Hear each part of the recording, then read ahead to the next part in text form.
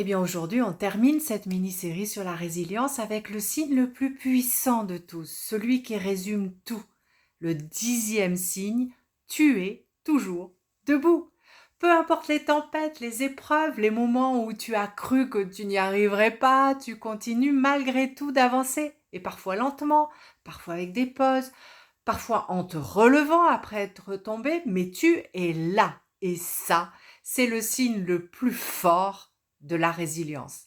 La résilience ne fait pas de bruit, elle ne se mesure pas à ce que les autres voient, elle se voit dans ses petits gestes, ses choix, ses mouvements intérieurs, dans ta capacité à te relever, à continuer, à grandir, même quand personne ne te voit.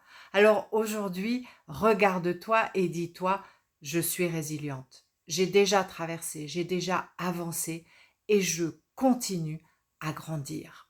Et maintenant, on fait quoi de cette résilience? Parce que la résilience, ce n'est pas une ligne d'arrivée, c'est une porte ouverte, comme une première étape, une invitation à aller plus loin pour découvrir quelque chose de encore plus puissant, l'antifragilité. Cette capacité non pas seulement à résister au choc, mais à en sortir plus forte, plus consciente, plus alignée. Et la semaine prochaine, je t'emmène explorer ce chemin.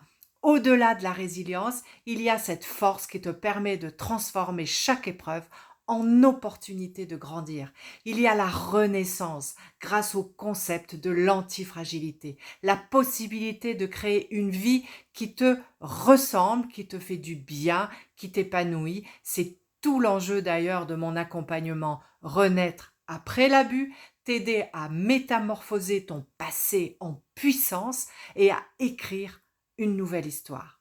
Merci d'avoir suivi cette mini-série et n'oublie pas, la semaine prochaine, je t'emmène plus loin, au-delà de la résilience, je t'explique l'antifragilité. Et puis, dis-moi en commentaire quel signe t'as le plus touché dans cette mini-série. Et merci de l'avoir suivi.